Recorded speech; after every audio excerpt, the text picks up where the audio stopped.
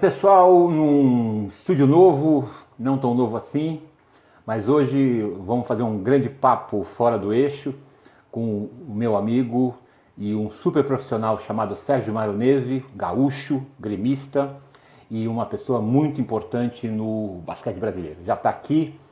Oi, Sérgio, estou aqui aceitando você, pode pedir para entrar, eu entro, eu te aceito aqui. Isso. Tudo bem com você, Sérgio? Sinal tá bom aí? Fala, bro! E aí, parceiro? Tudo bem, queridão? Joia, você? Tudo ótimo, um prazer, cara. Obrigado pelo convite. Uma honra estar te atendendo nessa demanda bacana aí. Sempre tu com uma vibe, porra, cara, a favor de tudo que é bom. Muito legal. O importante é isso, né? Eu tenho aprendido nesse tempo todo que a gente tem muita coisa, muita gente falando mal de todo mundo por qualquer motivo, né? E a gente tem que fazer, tem que montar uma coisa mais positiva, melhor, né? Mais íntegra, vamos dizer assim. Eu sei que o mundo está difícil, mas nós não temos jeito, né? Hoje eu estou no meu estúdio meio adaptado aqui, mudei de casa, né? Então eu estou meio adaptado aqui, estou meio diferentão, mas estou muito legal estar você por aqui. Tenho muita coisa para perguntar, ouvir de você, né? Nós estamos em ano de Jogos Olímpicos, né? Você foi se fosse num país sério, certamente estaria no Hall da Fama, mas essa porra desse país prefere o Casagrande, o Neto e outros Big Brother da vida, né? Aí é difícil. Mas o que eu posso dizer, e aí? Como é que é o esporte feminino? Vamos começar a falar das coisas boas, depois eu te provoco para as coisas piores e mais difíceis, tá bom? Claro. Como é que foi essa grande experiência, que eu sei que você não começou na seleção, mas você começou muito antes, e certamente a experiência foi legal. Tá? Vamos lá, conta para mim um pouquinho, conta para quem vai nos assistir agora ou depois. Tá? Márcio, eu fiz um curso de Educação Física com dupla habilitação na Universidade Federal do Rio Grande do Sul, aonde eu nunca imaginei que a minha carreira ia dar as guinadas que deu e tomar o rumo que tomou. Eu fiz a faculdade para ser técnico de basquete. Durante o processo, cara, eu me tornei estagiário do Colégio Alemão. O Colégio Farroupilha em Porto Alegre é o equivalente ao Porto Seguro aqui, mais ou menos. E é um lugar, cara, que quando tu tá na faculdade, pô, tu começar a trabalhar lá é um handicap interessante, entendeu? Todo mundo queria isso. E aí, cara, lá assim, a minha vida, Márcio, ela é dividida em. Eu acho que eu mandei currículo 3 vezes na minha vida. E quando eu mandei, eu fui contratado. As outras 30 vezes que eu fui contratado para um monte de coisa, cara, eu fui por indicação ou convite. As pessoas reconheciam em mim um diferencial de. Eu não vou falar qualidade, porque eu era um guri, entendeu, cara? Eu tinha 19 anos de idade, eu entrei muito cedo na faculdade, mas as pessoas reconheciam em mim alguma coisa interessante para efeito funcional, entendeu? Eu chegava e dava conta do recado, eu fazia acontecer. Então, cara, o Colégio Farroupilha me contratou como estagiário. Lá tinha um ou 2 dias por semana, que era quando eu trabalhava, que tinha recreação. Eu montei um time de basquete feminino com 7 ou 8 meninas. Aí, cara, no ano da minha formatura, em 84, teve um campeonato aberto e eu inscrevi o time do Farroupilha e ganhei de todos os clubes o campeonato. E aí, no ano seguinte, em 85, eu fui convidado para ser técnico da Sojipa e, ao mesmo tempo, virei assistente técnico da Seleção Gaúcha. Deu um racha, e esse racha a ver com imaturidade, com bairrismo, com um monte de coisa que não tem nada a ver. Deu um racha, entendeu, entre os dois principais clubes, que eram a Sojipa, onde eu estava, e o Grêmio Náutico União, e acabou que a Minercal foi fazer jogos. A Minercal era o time da Hortência. A Minercal foi fazer jogos porque o Pagliato, que era o dono, ele era o representante da Volvo no Brasil.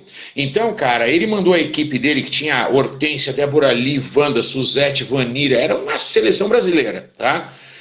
Ele mandou o time fazer amistosos em todos os estados onde tinha revenda Volvo. E aí, quando chegou no Rio Grande do Sul, teve um contra a Sojipa, que eu dirigi, e outro contra a União.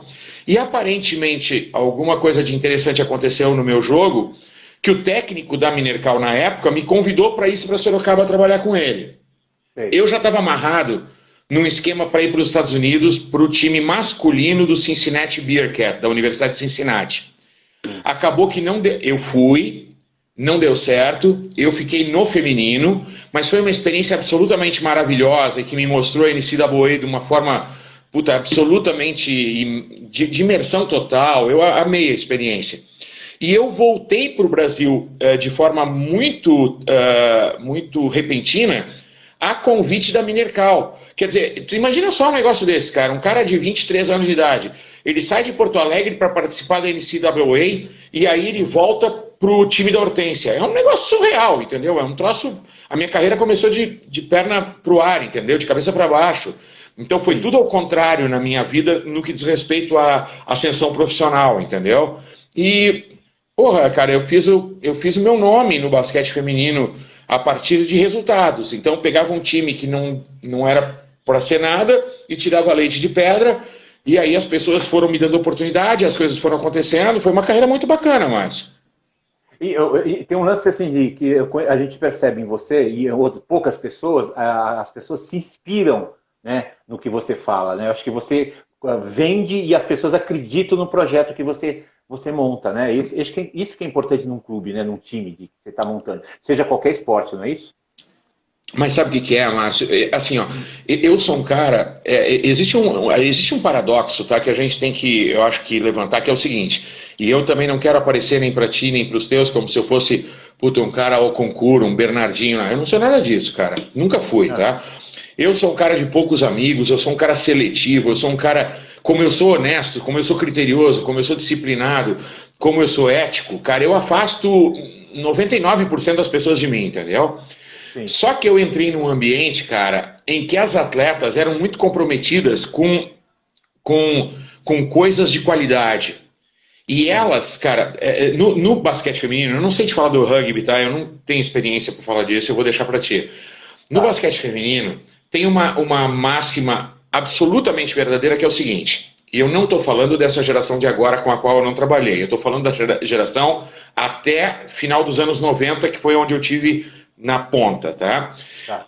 Aquelas meninas, cara, que são as meninas que conquistaram tudo, elas, cara, se elas não confiarem em ti, elas não te deixam trabalhar, é simples assim, tá? Então tu tem que matar um leão por dia, cara, tu tem que ir lá e ser melhor do que ontem, entendeu? E aí, cara, tu começa a ter reconhecimento das grandes, como eu tive, entendeu? Se tu pegar as ícones da geração 90, tá? Essas meninas, elas reconhecem em mim uma pessoa séria, uma pessoa comprometida, uma pessoa que todo dia chega no treino para dar um puta treino que vai agregar valor para elas. Eu faço para elas, para o basquete feminino, mas através delas, né? Sim, e aí, cara, eu me tornei um cara respeitado. Não só por elas, mas por todo mundo, porque essa onda vem, cara, em ciclos, né? Tu pega a onda maior, depois vem as menores, até que tu ganha um respeito que é passado de uma para outra, né? Quer dizer, porque se a Hortência e a Paula pagam um pau para mim, por que entendeu? A Mariazinha não vai pagar. Sim. Então, sim, isso aí dentro do meio é lugar comum, e foi isso mais ou menos que aconteceu. E você pegou um time de basquete, por mais comprometido que as meninas fossem, você tinha, teoricamente, duas craques, e muita gente fala, mas ele foi campeão porque tinha a Paula e a Hortência. Mas a gente sabe que o jogo coletivo não é só a Paula e a Hortência, ou não são duas craques, né? Elas são muito mais do que isso, né? Eu lembro que você falou uma vez para mim, até numa pequena gravação, que você conseguiu juntar a potencialidade de cada uma delas para fazer que o clube, a seleção fosse boa, né? E ninguém acreditava, né? Porque vocês eram desconhecidos vamos dizer assim, para o grupo de basquete elitizado, né? Aquele povo mais que já estava na frente, vamos dizer assim, né? Ou não? Na verdade, Márcio, o Hermes, que era o preparador físico, ele era uma unanimidade. Todo mundo confiava nele, todo mundo gostava dele, todo mundo pagava pau para a competência dele. Eu era um cara que estava montando o meu nome. E quando eu cheguei na seleção, em 92 para 93, eu já estava há 7 anos no basquete profissional, cara. Então, todo mundo me conhecia. Tinha algumas que tinham trabalhado comigo, outras não. Quer dizer, a Janete não tinha trabalhado comigo ainda, foi trabalhar na seleção. A Paula não tinha trabalhado comigo ainda, foi trabalhar na seleção. A Marta, por exemplo, que era de Santo André, não tinha trabalhado comigo, foi trabalhar na seleção, mas todas as outras já tinham passado por mim no clube.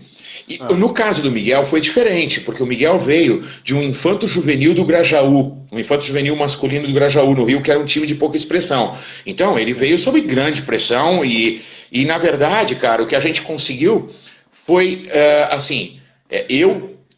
eu tinha muita confiança da parte da Hortência, porque eu já tinha trabalhado com ela no clube, né, 2 anos, como técnico dela. O Hermes já era preparador físico da Paula, acho que há 3, 4 ou 5 anos. Então, na verdade, cara, eu acho que a grande qualidade do Miguel, entendeu? O pulo do gato do Miguel foi ele não ser vaidoso a ponto de querer fazer as coisas sozinhos. E ele deixou, cara, que cada um, dentro do que fazia melhor dentro da comissão, atuasse na sua área. E, cara, eu acho que isso é uma grande qualidade, porque, na verdade, isso levou a gente a conquistar o que a gente conquistou. Se ele tivesse chegado, Márcio, e falado assim, ó, como muitos outros técnicos antes e depois fizeram, não, quem manda aqui sou eu e ninguém vai dar pitaco, eu vou fazer do meu jeito. Muito provavelmente a gente não teria conseguido o que a gente conseguiu, que foram os grandes feitos que a minha filha não vai ver de novo, que a filha dela não vai ver de novo e que a minha bisneta não vai ver, entendeu, cara? A gente nos próximos 30 ou 40 anos não tem geração para repetir. Então, eu não curto muito esse negócio de falar que eu era o pica das Arábias, entendeu? Eu prefiro falar que, pô, deu liga, Márcio, sabe? Tu pegou um grupo e esse grupo funcionou. É lógico que teve muita inteligência emocional ao redor das ações, entendeu? O Valdir foi o Valdir Pagan foi o supervisor técnico administrativo. Ele era mais que um manager, entendeu, Márcio? Ele já estava numa fase da carreira dele que, cara, ele ganhou em 71, entendeu? Junto com o Raimundo Nonato, aquela geração do basquete feminino de 71 no Ibirapuera. E depois dali, cara, o Brasil... Porra, ele nem com pneu lameiro saiu do atoleiro do rally, entendeu? Ele sempre penou. E o Valdir chegou lá com uma maturidade, com uma consciência, com uma tranquilidade. Ele, diferentemente de mim, ele transitava entre os opostos, cara. Eu não sou um cara que transita entre os opostos. O Valdir tinha ele era diplomático, ele era político, ele soube levar o negócio. E se deixasse esse tipo de papel na minha mão, com certeza eu teria brigado com todo mundo, entendeu? E a coisa não teria sido a nosso favor. Então, cara, eu acho que, foi muita gente certa no lugar certo, na hora certa. Um mês ou 2 atrás eu conversei com a Paula, né? Acho que mais de 2 meses, foi quando fez o aniversário, a conquista. E eu falei, Paula, nós nunca teríamos ganho se um daquele grupo, não importa se atleta, comissão técnica, equipe médica, equipe de apoio, direção, se uma daquelas pessoas não estivesse lá, nós não teríamos feito o que a gente fez. Aquilo foi uma coisa de grupo. Esse papo, cara, de que a Hortência e a Paula, elas já estavam lá fazia 10, 12, 15 anos, entendeu? Isso é um papo que eu nem curto fomentar isso, porque isso é uma bobagem, entendeu? O que importa é o seguinte, elas precisaram montar aquela turma que estava lá para conseguir o que foi conseguido. Se elas estavam maduras ou não... Desculpa, mas não entendi. Secaram muito vocês naquela época ou não? Secaram? Olho gordo. Você sabe que tá feio, né? Começou a parte da provocação, é isso? Exatamente. Porque eu ouço algumas coisas e sei de algumas coisas. Eu quero saber de você. Secaram muito vocês ou não? Márcio, é o seguinte. O Miguel, tá? A comissão toda, mas eu acho que o Miguel é a representação, porque ele era o head coach, cara, entendeu? Então, assim, se um monte de coisa boa aconteceu com ele e não comigo, um monte de coisa ruim aconteceu com ele e não aconteceu comigo. Porque ele era vidraça, cara, entendeu? Então ele teve o ônus e teve o bônus. Cara, eu não sei se colocando na balança quem fica em que lugar, o ônus e o bônus, mas ele sofreu muito no processo, cara, porque ele foi colocado lá, conosco, para ser tirado, ele não foi colocado para permanecer. Óbvio que o Brito Cunha o colocou pra gente perder e ele ser retirado. E aí ninguém ia falar nada, porque, pô, era um carioca desconhecido, né, do basquetebol eixo São Paulo, né, pô, de masculino, de categoria de base. A chiadeira foi enorme. Então tu imagina os técnicos de São Paulo ficaram super putos, as meninas de São Paulo, que eram a base, pô, 99,9% da seleção era de São Paulo, ficou super aborrecida. Houve declarações no sentido de não aceitar, né, a indicação dele. E o Brito Cunha era um casca grossa, um cara de trato muito difícil mesmo, um cara que eu não convidaria para tomar café comigo, não é um... Entendeu, Márcio? Sei. Não faríamos as relas sociais que nós dois sempre fizemos. Ele não é um cara que eu quero que seja companhia para minha família. E ele, tipo, né, botou a bola para cima e falou, eu vou fazer o que eu quiser, não quero saber a opinião de ninguém. E manteve. E isso no processo acabou sendo positivo, porque a gente foi ganhando e ele também não teve como tirar. Que tem esse negócio, né, cara? O cara te põe para te derrubar. Só que se tu começa a ganha, o cara vai te tirar como? E ele não conseguiu tirar o Miguel. Porque o Miguel ele foi campeão de tudo que ele se propôs a participar. Então, mas foi mais ou menos isso. Era uma armação que não deu certo. Não, isso é normal, né? No mundo corporativo, no mundo das confederações é muito comum isso, né? E agora você vê o basquete feminino, o basquete de forma geral brasileiro, mortinho, né? Ou não? Tem um personagem ou outro, mas na pandemia nada aconteceu. Caso. Não, assim, Marcos, eu acho assim, ó, para o papo ficar bacana, entendeu? Tu tem que, a gente vai ter que, tesourar esses últimos 12 meses, porque, fica difícil de fazer um juízo de valor da questão esportiva do basquetebol feminino dentro do período da pandemia. Porque, cara, tu tem assim, ó, por exemplo, tu tem muito pouca gente participando de categoria de base, tá? Para tu ter uma ideia, há menos de 2 anos atrás, eu fiz uma palestra para o Hermes dentro do Congresso de Pedagogia de Esporte e eu colhi, nós estamos falando de dados de 2018, tá? A palestra foi em 2019, mas eu colhi dados de 2018 que eram os que estavam a meu favor ali, que eles estavam divulgados.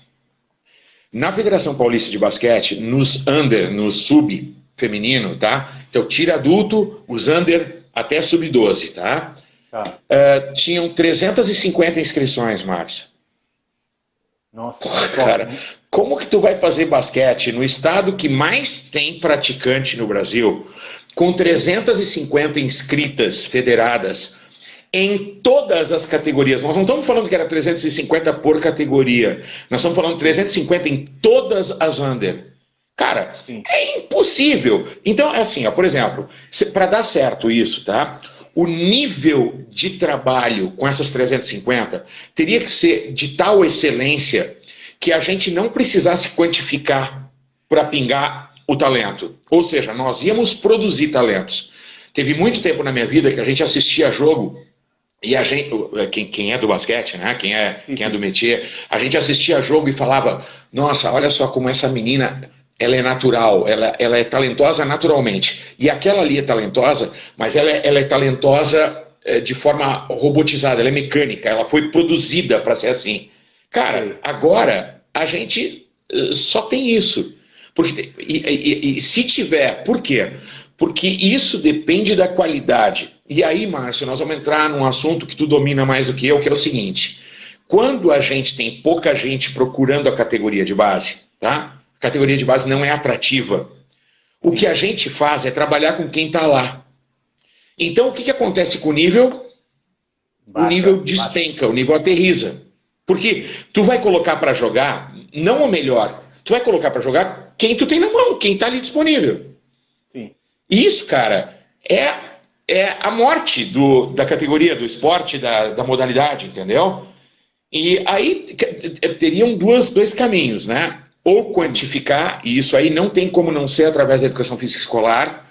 Sim. Cara, eu sei, tu sabe, até o verme que mora dentro do boi que morreu no pasto lá no Rio Grande do Sul sabe que isso não vai mais acontecer, tá? Sim. A educação física escolar está desesportivizada, existe toda uma questão política envolvendo atitudes de ação pedagógica com relação a esporte. E, cara, eu não vou nem entrar nesse mérito para não ficar chato e não ficar pesado o papo, tá? Os caras não querem mais dar aula de esporte, tá? E quer saber do negócio, Márcio? Nem entendem mais como fazer isso, eles nem sabem mais, porque aquele lance de jogar pedra no tecnicista, ele foi tão grave que hoje, cara, não é mais para ser tecnicista, entendeu? Ser tecnicista virou um pecado. E, cara, eu quero saber o seguinte, como é que tu faz para dar aula de wellness e fitness na educação física escolar no Fundo 2? Isso é inviável. Então, a gente está em Nárnia com relação a isso. E eu não vejo uma solução fácil, Márcio. Isso nem a gente vê um problema tanto na escola pública como particular, né? Não sei qual está pior, né? É particular, não, é ruim também, né? Antigamente tinha os campeonatos escolares, os campeonatos interescolares no município, por exemplo, de São Paulo, os jogos do interior, os jogos da capital, os jogos disso. Então ia muita gente, você tinha como olhar alguma coisa, né? Os jogos universitários. As universidades também não fazem nada, querem só aluno lá dentro, de preferência aluno em AD, né? Que é mais fácil, mais barato. Mas, Márcio, olha só, tem uma explicação muito plausível para isso, tá? Tu pega uma escola particular de Atibaia, por exemplo, tá? Onde mora meu amigo Xixo, minha amiga Lela. Aí tu pega uma escola particular de Atibaia. Quem é que dá aula para as crianças que frequentam a escola de Atibaia? Fala para mim. Dá aula alguém formado numa faculdade de educação física nos últimos 20 anos, correto? Sim, lógico. Muito bem. Sabe quais foram as duas faculdades de educação física de viés esportivizado nos últimos 20 anos? Foi a Metodista até 2014 e foi, perdão, até 2004 e foi a Uniban até 2011. Sim. Na Uniban tinham 8.000 alunos em 7 campi diferentes. Tu acompanhou grande parte desse processo, eu acredito. Que tinham o viés dos Geórgios, que era um viés de vamos dar aulas de educação física utilizando o esporte como ferramenta de educação. Sim. Na Metodista tinha o viés do fundador do curso, que era o professor Alberto Rígolo do handball. Ele queria que o curso tivesse um coração esportivizado. E aí, se o cara saiu de um desses dois berços, tudo bem. Se ele não saiu, ou se ele está numa escola de projeto político-pedagógico de viés progressista, para ser bonzinho aqui na nossa conversa, né, de amigo, tá? Papo fora do eixo, pode falar o que você quiser, cara. Fica à vontade. Aqui não tem corte de coisa, não. Fica tranquilo. Não, Márcio, é complicado, entendeu, cara? O cara, primeiro que ele não é incentivado, ele já não sabe fazer. E aí ele é incentivado a filosofar ou a politizar a abordagem, cara. E aí tu vai na aula de educação física, tem meia dúzia de guri jogando truco e meia dúzia de guria fazendo outra coisa que não tem nada a ver. E a aula de educação física, cara, como assim, agregando valor na inteligência motora e que não necessariamente precisa servir para a vida esportiva, entendeu, cara? Eu já me livrei de atropelamento por conta dessa história. A gente vai dirigir um carro com mais qualidade por conta da visão periférica nos 3 espelhos. Quer dizer, tem tanta coisa, entendeu, que poderia vir do esporte, mas não necessariamente para fazer esporte, que tu levaria para o resto da tua vida como uma coisa de valor. E isso, cara, não é mais instrumentalizado, não é mais praticado, e a gente está vivendo uma crise de educação física que dura, sei lá, 20, 30 anos, cara. Porque esse papo do tecnicismo, Márcio, ele começou quando eu estava na escola de educação física lá em Porto Alegre, nos anos 80. Nós não estamos falando de um papo que começou ontem. E esse papinho levou a aula de educação física para lugar nenhum. Porque se por acaso haviam exageros da parte do pessoal que só queria detectar talento, e eu concordo com isso, tá? Eu acho que isso é um exagero. Por outro lado, agora não se faz mais nada, não se faz nenhuma coisa nem outra. Então, quer dizer, como é que nós vamos quantificar a prática e, portanto, ter um número maior de gente entrando no funil para pingar um lá embaixo, se a escola não colabora no processo, Márcio? Então, é difícil, né? Eu falo uma coisa para você. Eu tenho hoje 60 anos de idade. Há uns 2 anos atrás, 3 anos atrás, voltando do treino com o Pedro, né? Eu meio que pisei em falso numa calçada esburacada ali perto do campo e eu fui caindo, né? Por causa do meu judô, eu soube cair e levantar. Lógico. O filho me olhou para mim e falou, nossa pai, você foi tão rápido. porque é posicionamento, claro, eu também joguei muito tempo rugby, mas eu fiz judô, fiz outras atividades físicas, vamos dizer assim, esportes, que me deram algumas condições. Perguntar se eu sou um atleta hoje, eu sou um horror fisicamente, né? Mas eu tenho essa habilidade de cair e não ter problema. Porque certamente se fosse outro, alguém teria quebrado o braço, a bacia, ou batido a cara, né? Ido para o hospital, ficado no monte de tempo. Então, isso você está toda a razão. Até para alfabetização, a educação física é importante. Porque a parte motora, a parte de convivência, isso é um monte de coisa que a educação física faz e te ajuda. Deixa eu perguntar, depois dos Jogos Olímpicos, você nunca mais trabalhou em equipe nenhuma ou você só ficou na Uniban? Eu lembro que você teve um timaço na Uniban, né? É um time de boas meninas que o Jorge colocou lá dentro para estudar, mas eu não lembro você trabalhando em clubes ou em campeonatos, você não conseguia talvez conciliar, ou você fala, chega, eu não quero mais isso, o que aconteceu? Não é isso, Márcio. Sabe o que aconteceu? Quando eu fiz 6 excelentes contratos que me deram um lastro financeiro bacana, tá? Foram 2 anos na Minercal de Sorocaba, que era a equipe de Hortência, depois 2 anos em Salto, que era aquele timaço que tinha 5, 6 jogadores da seleção brasileira, Vânia Hernandes, Vânia Teixeira, puta, era um time de craque, tá? Sim, e depois, por incrível que pareça, tá? O que aconteceu foi o seguinte... eu mudei para São Paulo por questões pessoais na minha vida e eu fui ser técnico de Taboão da Serra para tentar trazer Taboão da Serra da A2 para especial. Era um projeto para, ganhando a A2, no outro ano, poder disputar especial. E eles igualaram o meu contrato, a base financeira do meu contrato, aqueles 4 anos que eu tinha tido. Aliás, eles melhoraram isso, tá? Não me pergunta como foi feito, quem fez. Eu não vou saber te falar, eu sei que eu ganhei muito bem, eu fui muito bem remunerado nesses 6 anos por conta desses 6 contratos, tá? Só que chegando em Taboão, Márcio, eu vinha de 4 anos dando pelo menos 8 horas de treino por dia em 1 ou 2 categorias, mas me dedicando pra caramba na parte de planejamento e na parte de conversa com o preparador para efeito do ciclo de treino se falar entre o que eu fazia na quadra e o que ele estava fazendo. Então, não havia treino de explosão no dia que eu dava contra-ataque, não havia treino de perna no dia que eu dava defesa, enfim, tá? Para os ciclos funcionarem. Aí eu cheguei em Taboão e os caras me falaram, eu não sabia, tá? Que a gente ia treinar segunda, quarta e sexta, das 9 às 10h30. Eu fiquei pirado, cara. De verdade, eu fiquei pirado, entendeu? Imagina só, cara, eu tinha 16 horas por dia de envolvimento, passei a ter 3. Eu fiquei maluco, tá? E aí, cara, foi a primeira vez que eu mandei currículo e eu fui dar aula num colégio particular do Morumbi para me ocupar. Montei um timinho de... Não. A Tchepo era na Chácara Flora. No Morumbi, era um colégio chamado Colégio Portal, na rua Rastim Filhos de Moura, de frente para o condomínio Portal do Morumbi. Sim. Eu fiquei 3 anos lá, montei um time de basquete feminino, outro de basquete masculino. A gente nunca ganhou nada, mas acredite se quiser, aqueles adolescentes que hoje são... executivos bem-sucedidos, chefe de família, cidadão do bem, cara. Esses caras são parceiros até hoje. Até hoje. Existe uma admiração, uma amizade, um carinho entre nós. Um negócio espetacular. Eu passei lá 3 anos por conta daquela proposta de Taboão que eu ia, entendeu, pirar, né, cara? Então eu ficava de manhã e de tarde, eu ficava no colégio, e de noite, 3 vezes por semana eu ia dar treino, a gente jogava de final de semana. Foi uma experiência muito rica. Quando terminou Taboão, eu já estava na seleção brasileira, tá? Isso já era 92. Cara, a seleção era assim, ó, eu e o Hermes, nós éramos as 2 pessoas exclusivas. O Miguel só estava na adulta, mas eu e o Hermes estávamos na cadetes, na juvenil e na adulta. Naquela época não tinha under, tá? Era só cadete, juvenil e adulto para nível seleção brasileira.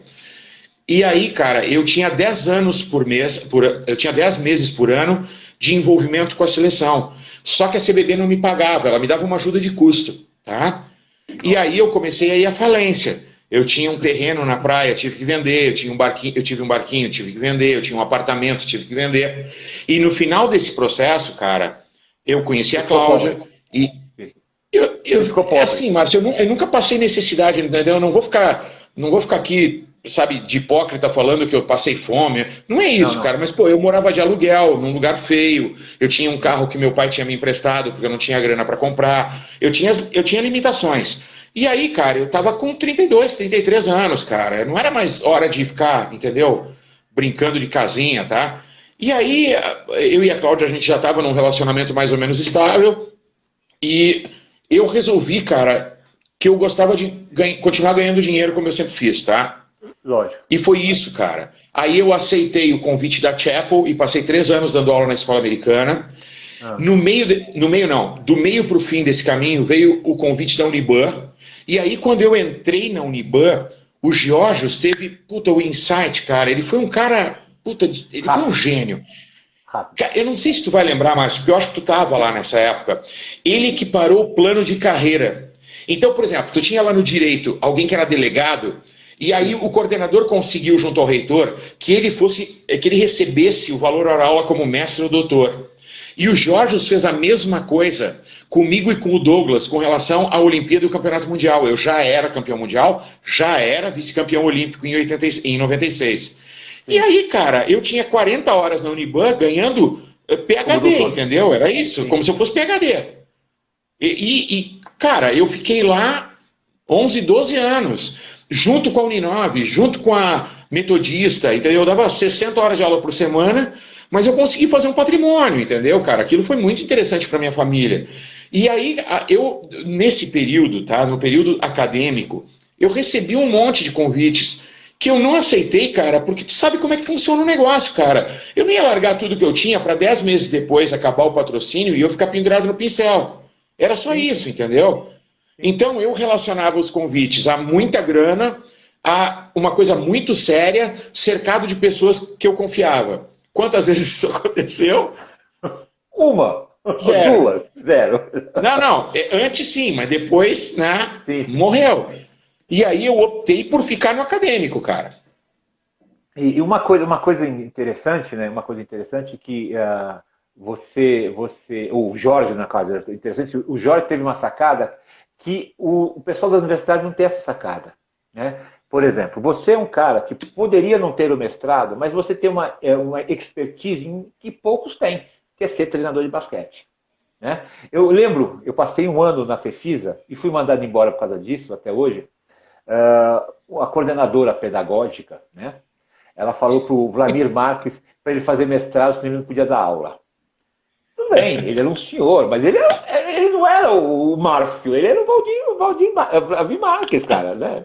Você entende uma coisa dessa? Ele sabia mais basquete do que, sei lá, o aluno de educação física que especializou em basquete, né? Ele só foi o Vladimir Marques, que nem você, foi o Sérgio Maronese com toda a sua história de basquete. Então a sacada do Jorge foi muito legal, né? Que é valorizar a expertise. Quer dizer, poucos precisam de mestrado, doutorado para ganhar o bem, né? É a coisa do mercado, né? Eu vou contratar o Sérgio, eu vou contratar fulano, porque ele é o Sérgio ou o fulano, o ciclano ou o beltrano. Então nós temos muito disso na universidade. Márcio, o Egberto, tá, que ele foi um ex-aluno meu da Uniban ABC e ele chegou a ser meu monitor durante 1 ou 2 anos, tá? Ele entrou, eu acho que ele está atuando em educação física escolar e ele entrou com um comentário do tipo assim, que tá complicado da aula. A geração Millennium, cara, é uma geração complicada de trabalhar mesmo, tá? Eu estudei pra caramba a geração Millennium e ela tem algumas características muito peculiares que dificultam as coisas. O que, a minha opinião, cara, é que o negócio está muito mal resolvido em termos vocacionais, entendeu? Porque hoje, quando por exemplo, eu atuava em segundos anos de bacharelado e licenciatura. Quando tu pergunta para a pessoa de 2º ano, tá? O cara é 3º semestre minimamente, tá? Se ele sabe a diferença entre a licenciatura e o bacharelado, ele não faz, assim, na cabeça dele um pode dar aula em escola, outro não pode. Cara, não é nada a ver. Tudo bem, só que não, entendeu, cara? É o seguinte, minha percepção, tá? Se tu pegar a imensa maioria dos alunos, eles fazem a dupla habilitação hoje, né? Eles fazem a dupla habilitação por uma questão mercadológica e não por uma questão vocacional. E aí, cara, como a academia está pagando R$7 a hora, o Estado está pagando R$6 a hora, etc., eles vão parar na educação física escolar particular.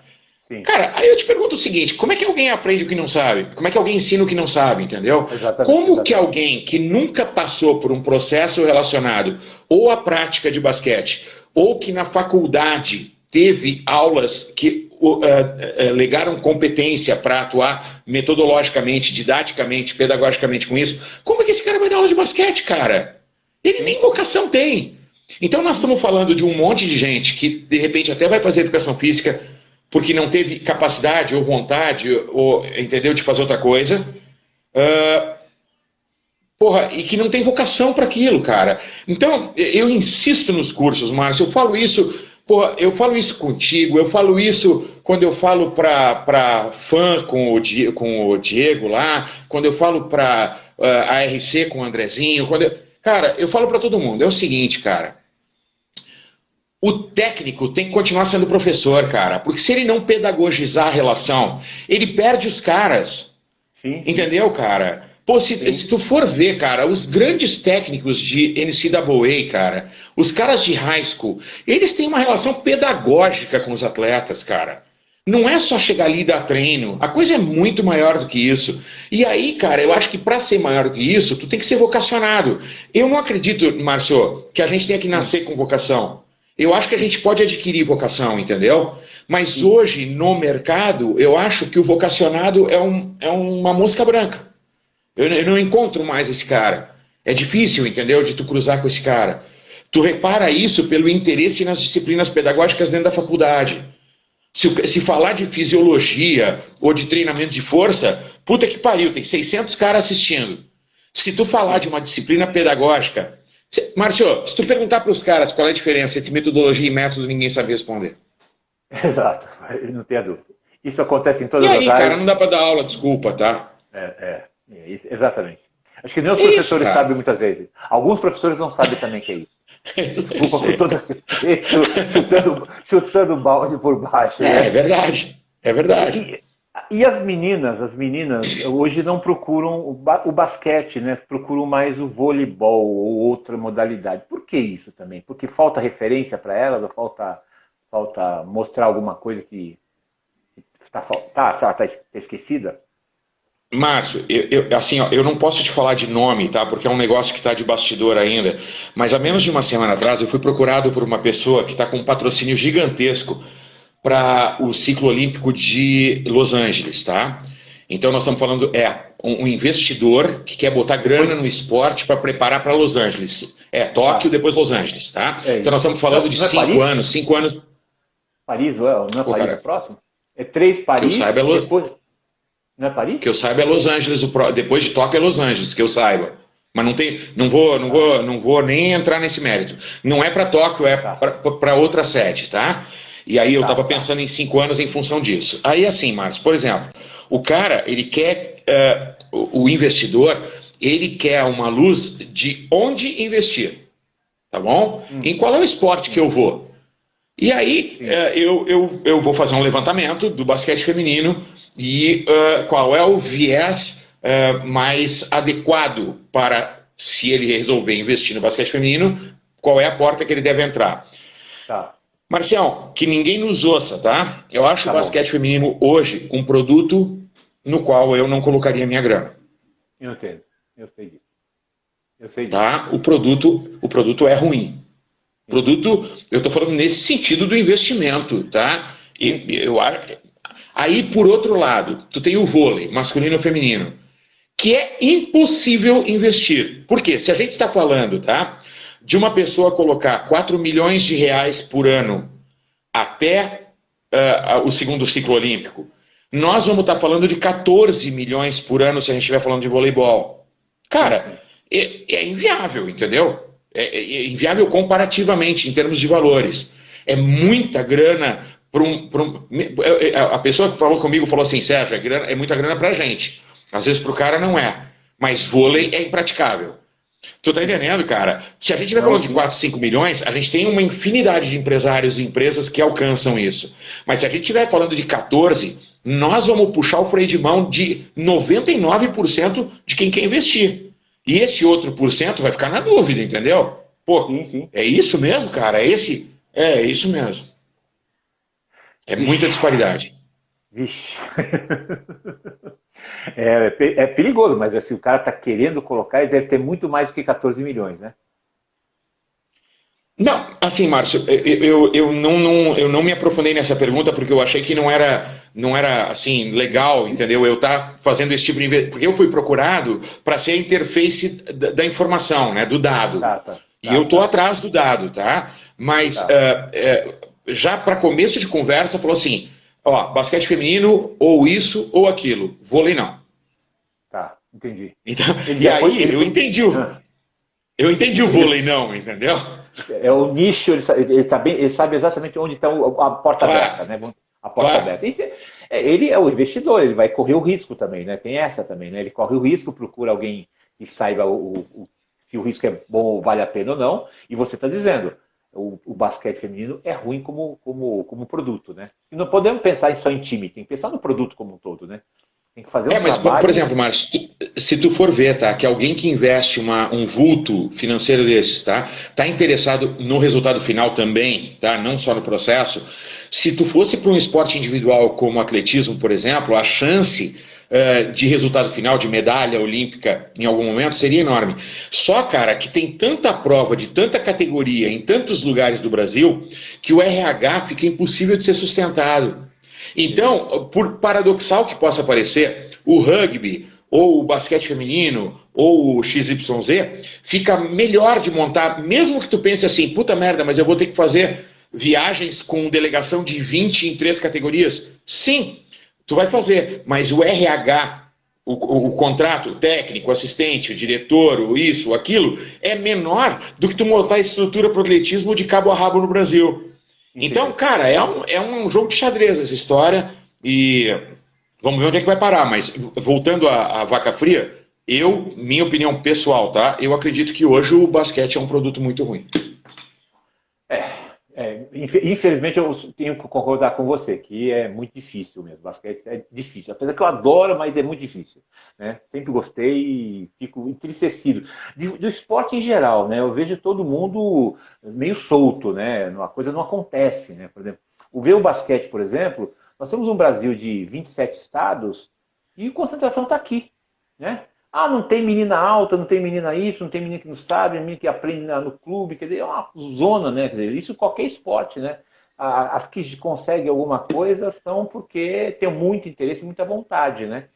Outro dia eu estava conversando com a Alice, que é da ginástica rítmica, artística, por exemplo, lá de Minas Gerais, do Minas Tênis Clube. Ela caiu numa escola de trampolim e que aí de repente viu que ela era boa e tinha talento e foi para o Minas, e aí a partir disso desenvolveu a técnica dela, né? Então a gente entristece porque as coisas não brotam, a gente deveriam brotar, né? Nós temos 200 milhões de habitantes, será que não brota 1 milhão de atletas? Né? Então, Márcio, mas isso aí é o seguinte, eu acho que isso aí depende de estrutura e de boa vontade, entendeu? Quando eu cheguei em Sorocaba, o professor Valdir Pagan, e o Marcinho, que é o filho dele, está nos assistindo, tá? Sim, o professor Valdir Pagan, que eu sinto uma saudade gigantesca todos os dias da minha vida, ele me faz uma falta imensurável, tá? Eu cheguei em Sorocaba... Oi? Pai 2? Pai 2, certeza, cara. Ele me descobriu pro basquete de competição a nível nacional, né, cara? Ele, foi meu padrinho na ida pra Minercal, na ida pra Salto, na ida pra Tabuão, na ida pra Seleção. Porra, é um cara que, puta, se eu ressuscitasse 5 vezes, não ia ter como pagar o que ele fez por mim, cara. Sim. O Valdir, quando eu cheguei em Sorocaba, não tinha escolinha de basquete. E aí eu falei pra ele, Valdir, puta merda, 8 horas da manhã, vamos botar no Cruzeiro do Sul, que é o jornal local, que a gente está abrindo escolinha. Cara, ele, do dia para a noite, montou um projeto chamado Tamanho é Documento. Falou, Sérgio, nós vamos selecionar por biotipo e por qualidade física. Márcio, conclusão da história. 1 mês depois, nós enchemos aquele ginásio municipal de meninas e começamos um treino que, assim, só tinham 7 meninas no começo com o projeto que ele fez, que chamava Tamanho é Documento. Olha só que legal. Aquilo que o vôlei fez 15 anos depois, ele fez lá em 85, 86, tá? 1 mês depois a gente tinha 30. Cara, quando eu saí de lá 2 anos depois, tinham 1.200, cara. Aí tinha Assim, ó, a atitude do Valdir, entendeu? De, porra, de se debruçar sobre a coisa. Ele era o técnico principal, supervisor da seleção brasileira. Ele podia simplesmente ter... Mas não, cara, ele era pelo bem do basquete feminino.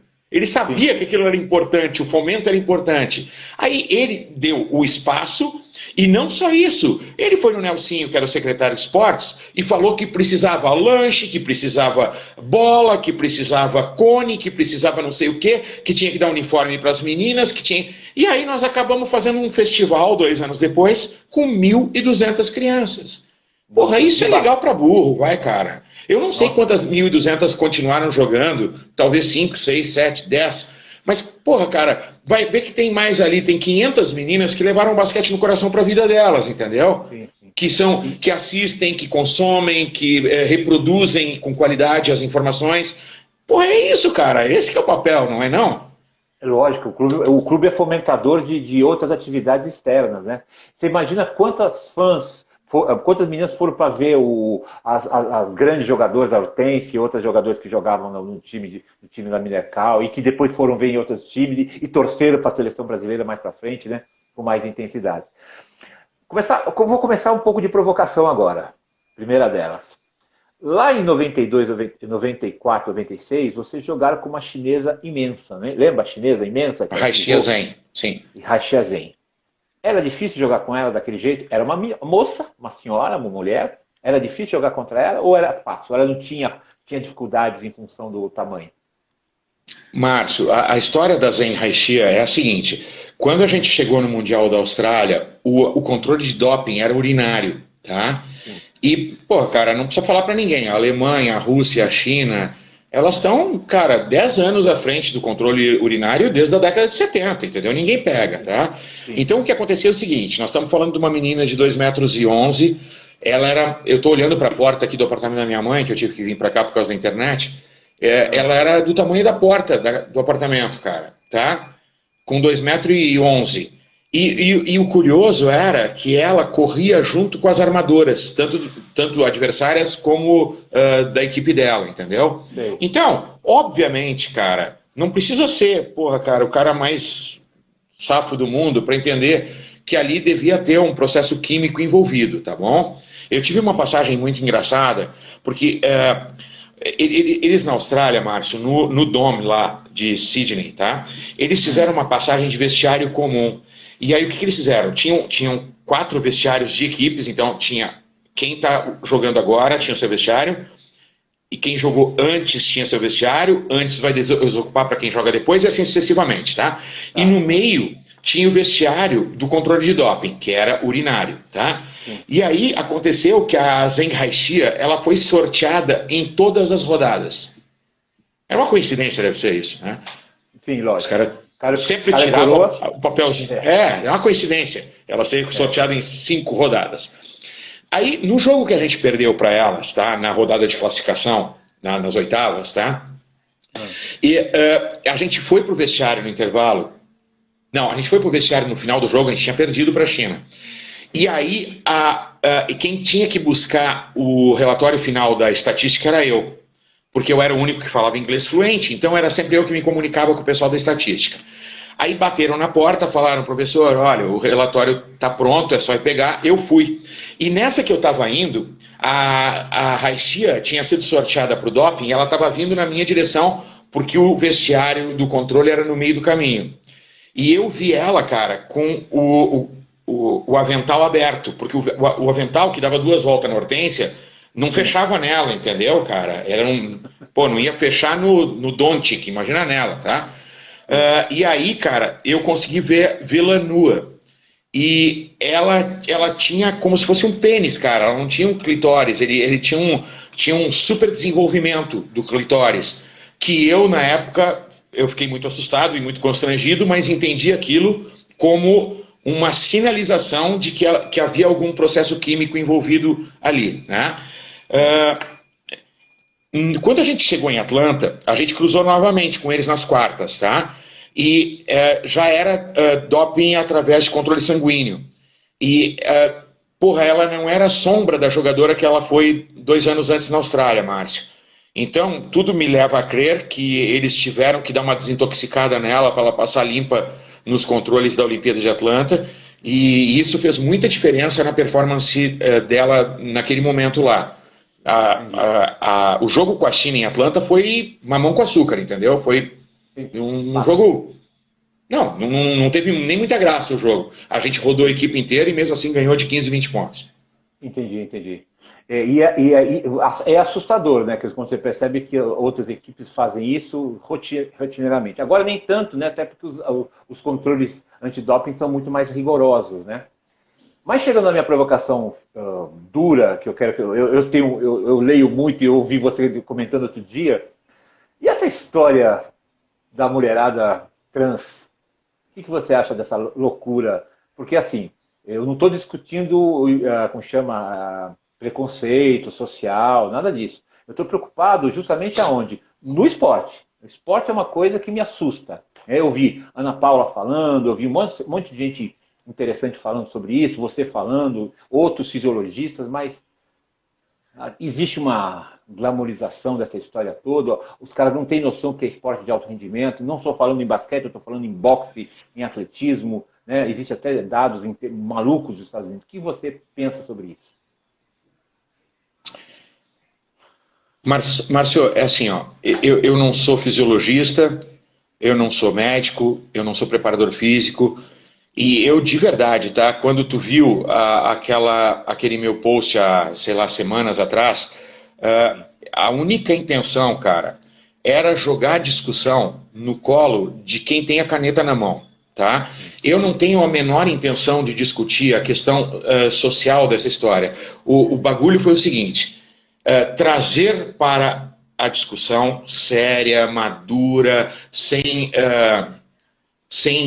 reaças ao nosso redor, entendeu? Buzinando qualquer coisa de qualquer lado. Cara, o que vai acontecer com o esporte feminino, cara? É só isso, cara. Entendeu? Se o cara quer fazer a opção sexual dele, puta, eu acho que ele tem todo o direito. Se ele quer operar ou não quer operar, se ele quer se dizer assim ou assado, cara, isso é problema de cada um. Agora, minha preocupação é o seguinte, não é o caso da Letícia, tá? A minha filha, apesar de ter todas as condições, ela não foi pro lado esportivo. Ela faria bem qualquer coisa, cara. Ela seria uma excelente jogadora de esporte coletivo. Se ela quisesse fazer tênis, ela seria uma ótima tenista. Se ela quisesse ser nadadora, ela seria ótima nadadora. Ela tinha aptidão. Só que, cara, ela foi pro lado das artes, ela foi pro lado da modelagem, e talvez ela se dê muito melhor na vida em função disso, tá? Mas qual que era a minha mágoa no começo, né, da vida dela? Porra, a gente nunca vai conseguir que ela vá estudar nos Estados Unidos com bolsa se ela não tiver uma aptidão esportiva, ou, quer dizer, tipo assim, ela até podia trocar um instrumento, mas não é isso, entendeu? Que pega lá quando a gente coloca as scholarships para serem avaliadas, tá? Sim. A gente era uma família de classe média que nunca ia ter condições de manter a menina numa faculdade, primeiro no último ano de high school e depois numa faculdade durante 3, 4, 5 anos. Então, cara, esse era o canal ou não tinha canal nenhum. E aí hoje eu fico me perguntando o seguinte, cara, se eu tivesse feito esse investimento na Letícia, tá? Se ela fosse uma excelente jogadora de vôlei, de basquete, de futebol, de qualquer coisa, cara, tá? Uma nadadora, uma ginasta, cara, e ela perdesse a vaga dela para uma moça que se diz mulher, entendeu? Cara, é justo isso, cara. Onde é que vai o ideal olímpico nessa história? Por que não tem a transição ao contrário, entendeu, Márcio? Por que a gente não vê, tá? Mulheres que querem ser homens, né, que trans para o lado masculino, por que a gente não vê essas moças, rapazes, né, eu não estou me sentindo à vontade com o papo que tu tá vendo, tá? Mas por que a gente não vê a transição na contramão, cara? Porque não é vantajoso. Então nós estamos falando aqui, cara, entendeu? Do ó do Borogodó. É unilateral, cara. Não é uma questão social, é uma questão de tirar vantagem de uma situação. E aí eu acho injusto para burro com o esporte de alto rendimento. Pô, a pessoa treina a vida inteira, cara, para ser vilipendiado por alguém que teve naturalmente, porra, cara, uma testosterona, ó, matando a pau, que tem um coração maior, um pulmão maior, ossos maiores. Porra, peraí, cara. Eu não estudei biomecânica profundamente, mas é óbvio que a parte biomecânica, entendeu? Quando a alavanca. Porra, pelo amor de Deus. Então, eu não quero trazer a coisa para um fórum de discussão de gênero social. Não é isso. Eu só quero defender o esporte feminino, cara. Porque eu acho que o esporte feminino, nessa toada, vai acabar. Ele não tem condições, Márcio. Como é que faz? Sabe, eu lembro do... Eu vi uma coisa, só cortando você um pouquinho, eu vi uma notícia que muitos atletas que moram nos Estados Unidos, eram atletas, ganhariam bolsa nas universidades, não perderam para esse tipo de atletas, né? Esse chamado mulher trans, né? E por quê? A própria universidade, ela não queria só uma mulher, ela queria ganhar uma competição. Também tem isso da instituição, né? Para não se dizer que ela é conservadora, para dizer que ela não aceita, ela acaba aceitando até para que ela ganhe os campeonatos de atletismo, principalmente atletismo, que dá uma diferença bem grande, né? Sem falar que já apareceu o Rugby League na Austrália com homens jogando com as mulheres, é uma diferença física imensa, né? E no vôlei, aqui no Brasil, nós temos um exemplo, né? Entre outras coisas mais, né? Então, isso, você falou bem claro, que todos os personagens que discutem isso falam exatamente que, por exemplo, para você fazer o exame sanguíneo, guarda esse exame para depois, daqui outros anos, conforme a tecnologia vai melhorando, eu descubro se você estava dopado ou não, né? Estava estimulado ou não. Então, a atleta passa por todos os dias uma possibilidade de ser avaliada hormonalmente, né? E para eles não basta um ano com um X, né, de hormônio que está tudo bem. Isso é complicado, né? Márcio, na seleção a gente trabalhou com 2 médicas, tá, durante aqueles 5 anos. Quem começou conosco foi a doutora Ana Maria Visconti, e depois quem chegou para trabalhar foi a doutora Marli Quecórios. E havia um procedimento, havia 2 médicas fantásticas, maravilhosas, mas havia um procedimento comum. As meninas não podiam tomar absolutamente nada sem licença. Então, voltou do treino, tá com uma dorzinha de cabeça, pega lá um ibuprofeno. Não. Uma aspirina. Não vai pegar coisa nenhuma. Não vai pegar. Sem passar pelo crivo da doutora, isso não vai acontecer. Tá? Então havia uma preocupação, Márcio, não só de ser honesto com relação à questão da química, né, dentro do organismo. Havia uma questão de ser e parecer. Sabe, cara? Sabe aquela história de tu tem que ser honesto e parecer honesto? A gente tinha uma preocupação desgraçada e o departamento médico nos acompanhava de corpo e alma nisso. As meninas compraram e, independentemente, muita gente, né, fica falando, vocês podiam ter feito isso, ter feito aquilo. A gente sempre jogou limpo, cara. Não tinha ninguém naquele time com nenhum tipo de acessório químico. E, cara, isso hoje, pra minha memória, entendeu? É um orgulho danado. Porque, nós fomos naturais, entendeu? E, enfim, sei lá se isso hoje caiu de moda, né? Não vou saber te afirmar. Eu não sei, cara, tá? Mas a nossa comissão, não é nossa comissão, cara, aquela nossa geração, porque é assim, né, Márcio? A gente tá falando, puta merda, da comissão da seleção, mas, a comissão da seleção, cara, ela recebia as meninas dos clubes, entendeu? Tinham técnicos maravilhosos, tinham assistentes maravilhosos, tinham preparadores físicos fantásticos, tinham todas as estruturas daquela década de 90 que, era ao concurso comparativamente ao que tem hoje, né? Márcio, em 87, 88, a minha equipe juvenil jogava com mais de 1.500 pessoas no ginásio. Nosso ginásio era para 3.500 pessoas. O adulto jogava com lotação completa e gente pendurada no lustre. O juvenil jogava com metade da lotação. Agora, vai assistir um jogo juvenil. 10 pessoas. Quer dizer, qual é o atrativo, entendeu? Perdeu o elan, né? Então, aonde será que a gente perdeu? Será que não foi nesse tipo de causa também, cara? Será que isso não tem a ver?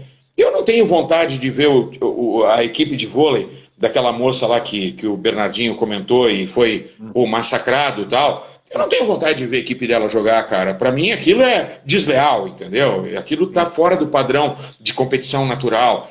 Mas isso é uma opinião pessoal que eu me reservo o direito de ter e não estou tentando fazer a cabeça de ninguém. Eu estou tentando mostrar que eu acho que os dirigentes, quem tem a caneta, tinha que se posicionar e não se esconder atrás do armário. É isso que eu estou falando. Pô, o Kobe foi o primeiro a tirar o dele da reta. Quer dizer, porra, como é que faz? Depois veio a CBV e aí a coisa, né, escada abaixo, veio de roldão. Então, eu acho, assim, cara, alguém tem que defender o esporte feminino. Quem vai ser? O Márcio, que não tem palavra? O Sérgio, que não tem palavra? Você tá entendendo? Qual é a repercussão do que eu falo, cara? Eu falo ali pro meu cercadinho, entendeu? Então ali tem 4 mil pessoas no meu... cara, é o que eu posso. Mas é só para movimentar a ideia. Porque eu tenho percebido uma coisa, Márcio, e tu comentou a respeito disso. Quando eu coloco alguma coisa, cara, muito relevante, nós não estamos falando de coisa polêmica, essa questão levantou um monte de comentários, tá? Um monte de gente se manifestou. Mas quando eu coloco uma coisa, por exemplo, uma leitura mais longa ou mais densa ou mais complexa, se eu coloco um negócio que é mais filosófico, que exige uma reflexão maior, cara, ninguém participa de nada. Se eu colocar uma foto de uma bunda na praia, cara, puta que pariu, é uma enxurrada de comentário. Eu não coloco, tá? Só pra tu saber, mas enfim, eu só tô querendo fazer uma comparação exagerada. Mas, cara, quer dizer, e aí aquele dia que eu falei, né, pô, cara, puta merda, como o universo da mídia social tá fútil, e tu mandou bala, tu falou, Sérgio, uma futilidade só. É só isso, as pessoas só querem conversar a respeito de coisa que não tem conteúdo. E aí eu acho que fica difícil, entendeu, cara, a gente fazer... os governantes, os dirigentes, quem tem a caneta na mão se posicionar. Porque tu não vai na veia, entendeu? Tu fica cercando o galo por fora, isso aí a gente está fazendo o que eles querem.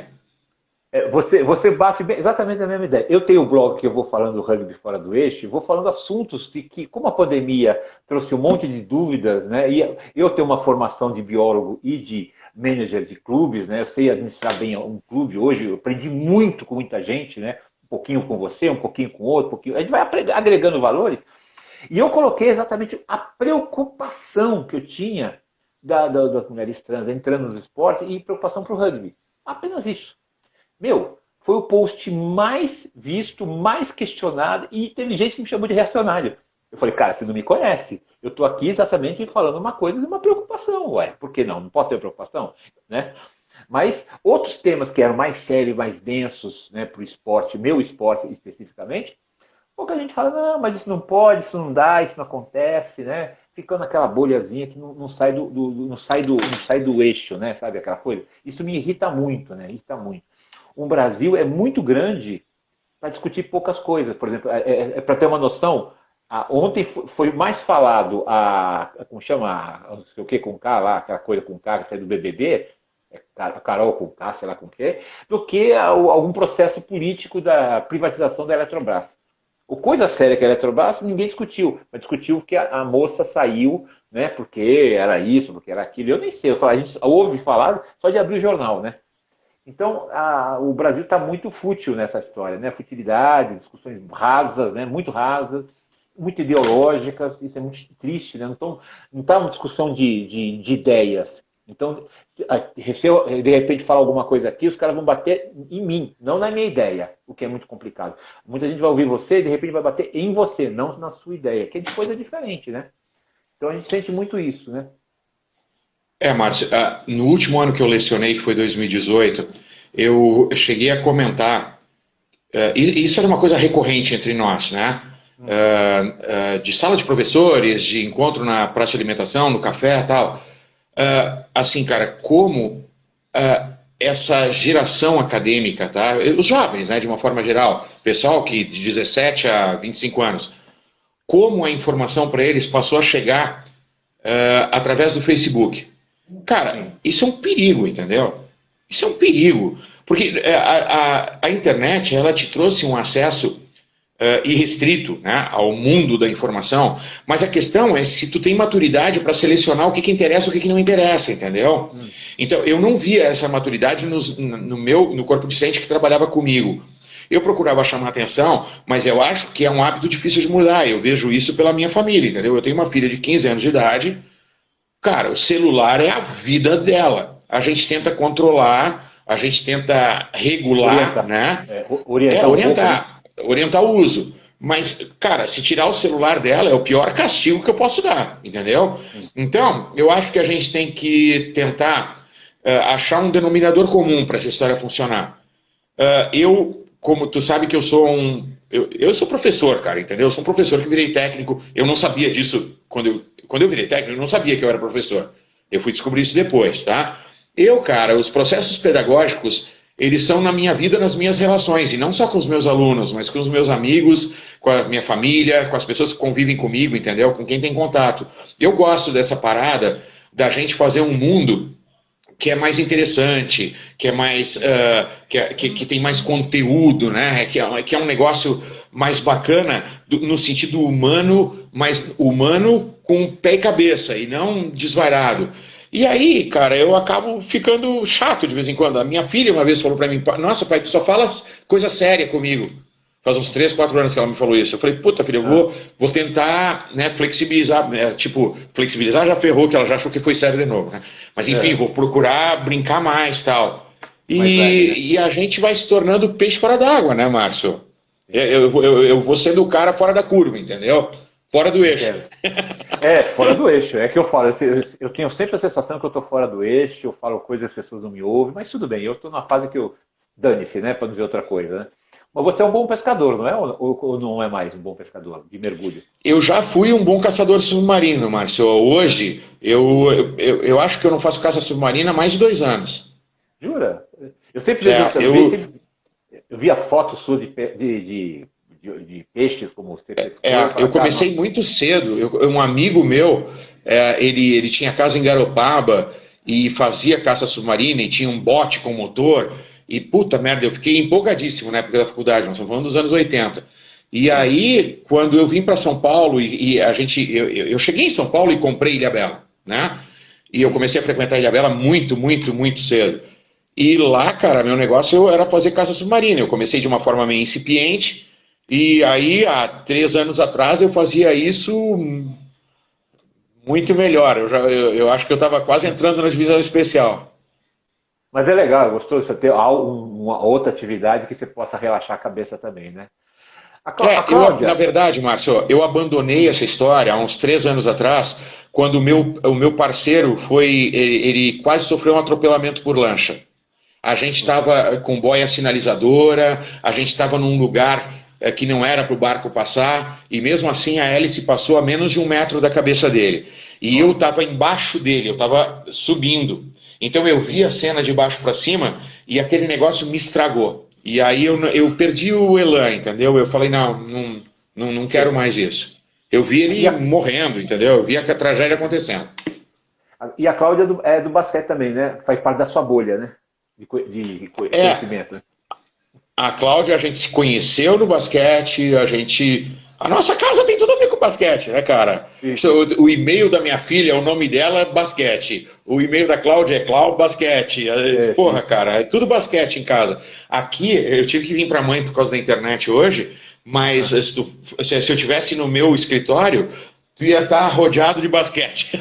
Sim, é que nem casa aqui, tá cheio de rugby. Daqui a pouco vai ter as prateleiras aqui. Pra todo lado. Pra tudo que é lado. E tem o filho que joga, melhor ainda, né, cara? Eita! Vamos torcer que as coisas melhorem. É isso aí, Márcio. Obrigado por você aceitar meu convite. Imagina, obrigado pelo papo. Nossa, foi muito legal, né? Eu acho que as pessoas que vão assistiram e vão assistir depois, porque esse papo vai depois para o YouTube, vai para o Spotify, então quem quiser só ouvir, vai ouvir, quem quiser só ver, vai ver. E eu acho que é importante a gente se comunicar. Nós estamos num momento que a gente precisa falar com os amigos, falar com as pessoas inteligentes, você é uma delas, que eu considero muito, né? E que foi fez parte de um período longo de trabalhar na universidade e que, de certa forma, soube me ensinar um pouco também, né? Me ensinar. Imagina, Márcio. Muito fonte. Não, acho que sim. Nós temos algumas características muito grandes, né? Iguais, que é nós fazemos as coisas com paixão. Eu acho que você faz com paixão, por isso que a gente se decepciona também, né? Eu faço as coisas com paixão, mas também quando fico decepcionado, eu falo: meu Deus, o que eu estou fazendo aqui? Né? Eu acho que isso é importante, tá bom? Certo? Muito obrigado. Márcio, minha vida foi cercada de pessoas como tu, entendeu? Amigos sinceros, gente leal. Se eu te falar que eu não me decepcionei, é mentira. Eu muitas vezes me decepcionei, mas eu trato isso com muita naturalidade na minha vida, entendeu, cara? Eu tiro pro lado essas pessoas e sigo o meu caminho. E, porra, cara, só de, sabe, pô, de um Valdir Pagan, de um Georgios, de um Alberto terem passado pela minha vida, cara. É certeza que eu estou esquecendo o nome de um monte de gente, estou sendo injusto aqui com, sei lá, 10, 15 pessoas, mas, pô, pessoas que abriram porta e que fizeram a diferença em quem eu sou hoje, entendeu? Então, eu procuro, dentro da minha simplicidade, fazer a mesma coisa. Eu procurei fazer isso mais ativamente quando eu estava academicamente ativo, né? Mas dar oportunidade para alguns poucos, e eu não me arrependo de nenhum, viu, cara? Eu acho que todo mundo que eu escolhi, a coisa foi de bom tamanho. Então, pô, cara, vamos fazer uma história bonita, né? Que as pessoas lembrem da gente, não pelas coisas que a gente tinha, mas por quem nós fomos, né? Por quem a gente da forma que a gente se comportou, as posições que a gente assumiu, as brigas que a gente comprou. Então, tô bastante, assim, bastante tranquilo com relação à trajetória, Márcio. Legal. E eu sei que que eu conheço, uma sementinha sua, é o Andrezinho, que é maravilhoso. Né? Não vale nada. Não vale nada, mas o Pedrão até hoje fala dele, que acho que a experiência do basquete de treinador foi uma coisa muito louca, né? Isso fez aprender a jogar rugby com treinadores que falavam as coisas duras também, isso é muito importante também. Tá, eu acho que você deve ter outros frutos. Eu acho que deve ter outros frutos que eu conheci também, que eu sei que estão por aí. Não, sim, o André é um guri muito especial. Ele hoje é uma das pessoas mais próximas que eu tenho, e as nossas famílias, puta, se dão bem pra caramba, porque eu fui pai com 43, né, Márcio? O André foi pai com 30. Então a filha dele tá com 13, a minha com 15. Então, pô, são amiga, e as famílias se dão bem, a Cláudia se dá bem com a Dani, e sabe, a coisa vira. Eles estão com uma moleca pequenininha, a Giovana, que parece um azogue, puta, engraçada pra caramba. Puta, é muito interessante a história que a gente tá construindo juntos, muito legal. Legal, querido. Obrigado por tudo, tá? Obrigado. Fica bem, se cuidem, tá? Você e suas meninas, pelo amor de Deus, e precisando da gente, pode gritar. Se de repente o investidor pensar no rugby, eu tô aqui para te ajudar. Eu sabia que eu ia deixar pulga atrás da tua orelha. Mas eu quero te ajudar. Não vai procurar outro não, que eu vou te dar uma porrada, tá? Obrigado, Márcio. Muito obrigado de verdade, tá? Foi uma satisfação. Obrigado a você, querido. Obrigado. Um abraço. Tudo de bom para ti e para os teus, tá? Para Tchau. nós todos, tá? Um abraço. Valeu. Tchau, tchau.